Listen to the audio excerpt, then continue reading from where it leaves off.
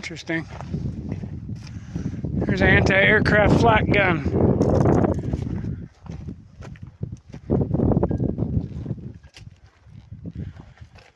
Took a whole team of guys to operate this.